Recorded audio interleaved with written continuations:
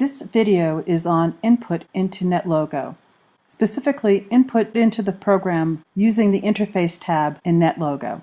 When you create a model in NetLogo and you use it to perform a simulation, you have to change the value of certain variables to see the effect of those changes on the outcome in the model. It is very convenient to be able to do that through the Interface tab, and that's what we'll be demonstrating here. When you input a variable from the Interface tab in NetLogo, you are inputting a global variable. Only global variables can be inputted through the Interface tab.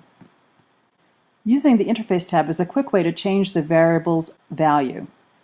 And you don't have to go to the code page, change the number manually, and then check to make sure the code is still working and execute the code. You can just stop the code from running and change the variable and rerun the program. There are 4 ways to change global variable values using the Interface tab: sliders, switches, choosers, and input boxes. Sliders can be used to change numeric global variable values. A slider has a range of values from a minimum to a maximum value that you set when you create your slider. You move the slider to the desired value. You can increase the value of the variable by moving the slider to the right, and decrease the value of the variable by moving it to the left. The current value of the variable is given on the right below the slider. In this case, the current value of the variable num_turtles is 50. To create a slider, you go to the Interface tab and select Slider from the drop-down menu on the upper left side, which usually contains the word Button in it. If you click on Slider and then add it, you'll be able to click on the Interface tab in the location where you want the slider to be created. Once you click on the Interface tab, the Edit dialog box automatically opens. Here's a sample of a slider edit dialog box. The things that you are going to need when you create a slider are the global variable name that you want to use in your program, the minimum value that you want for that variable, and the maximum value. Also the increment. The default increment is 1, and an initial value. Let's go try creating one. Here I've created the beginning of a very simple code. I have a setup procedure which clears the NetLogo world, creates 20 turtles on the NetLogo plane, and randomly distributes them across the plane. Let's see how the code works. It seems to be working fine. It randomly creates the 20 turtles on the NetLogo plane. But say I didn't know how many turtles I wanted initially. I could go here to the drop-down menu, select Slider, and add it to the Interface tab. First we type the global variable name in. We're going to call this global variable num_turtles, standing for the number of turtles that we want. Well, we probably don't want 0 turtles, so the minimum value would be 1. And the maximum would be 100, and the increment will be 1. We'll set the initial value to be 50. Let's see how this works.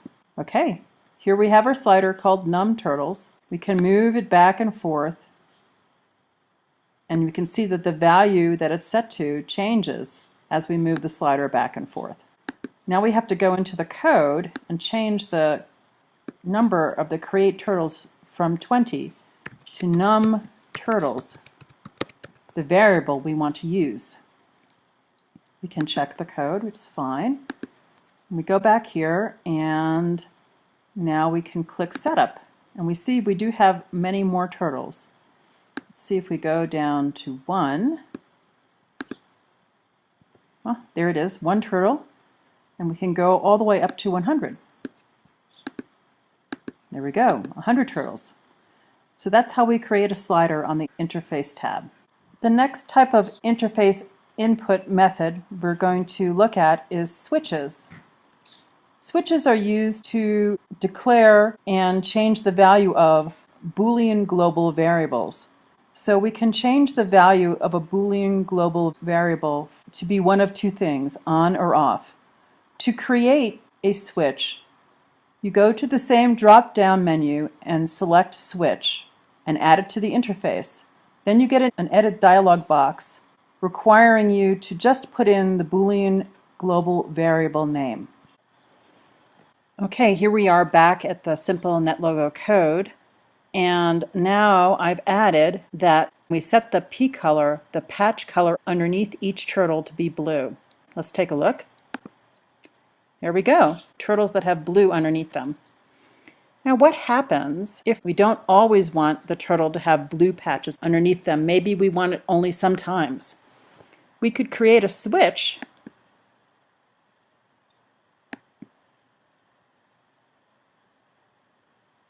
and call it blue patch question mark, because it's a Boolean. You put a question mark there. We could go to the code and say, if blue patch question mark, then set color, then set P color blue. Check the code, go to the interface. Now we can run the program again, and we have blue patch off. When we hit the setup button, there are no blue patches under the turtle. When we turn it on, there are blue patches under the turtles. And that's how a switch works. The third type of interface input option is a chooser. You can use a chooser to input any type of global variable, strings, numbers, booleans, whatever. A chooser is a drop-down menu, and you can choose the global variable value from a list of choices that are in the drop-down menu. To create a chooser, you use the same drop-down menu that you use for the other two interface input methods that we've discussed so far, and choose chooser and add it to the interface in the location that you want. You'll need to input the global variable name and the list of choices that you want to appear in the drop-down menu. Let's go give it a try. Here we are back at our simple NetLogo code that we're using to demonstrate the interface input methods in NetLogo. This time we've added that we want to set the turtles to be the color red when they're created on the NetLogo plane. And we can see that when we hit the setup button, indeed all the turtles are red. Perhaps we'd like to change the color of the turtles from the NetLogo interface. In order to do that, we could create a chooser right here in the drop-down menu. We select chooser and add it to the interface where we want it.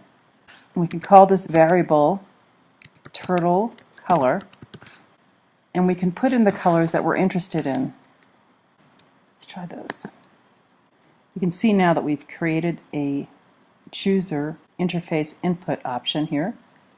And when we click on the drop-down menu, we can choose a color number.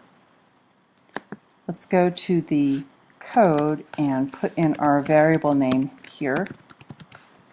Check that. Okay. Let's see what happens. Well, 65 is green, so that works fine. We are now able to set the turtle color at the interface tab using this chooser that we've created. Okay, on to the next and last type of interface input option. The last type of interface input we can use in NetLogo are input boxes. You can use an input box to enter a global variable that contains strings, numbers, or colors. Strings can be simple strings or actual commands and reporters, and the input box will check the syntax for you. Any type of number can be entered, which gives you more variety than sliders.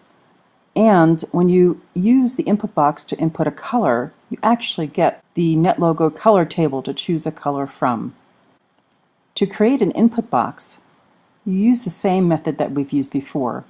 You go to the drop-down menu, select Input from the drop-down menu, add it to the interface where you want the input box to be, and then you get the box that you use to create the global variable, and it requires the global variable name and the type of global variable that it's going to be, namely number, string, color, or a command or reporter. Let's give it a try. Here we are back at our simple NetLogo program that we're using to test out these interface input methods. And we have actually added to our program that we're asking turtle 0 to be set to the color orange when we set up the program. So we see that turtle 0 is orange. Now let's try doing two things. First, let's create a input by choosing input from the drop-down menu and adding it where we want it. And we'll want the global variable to be initial turtle, and we'll set that to be a number.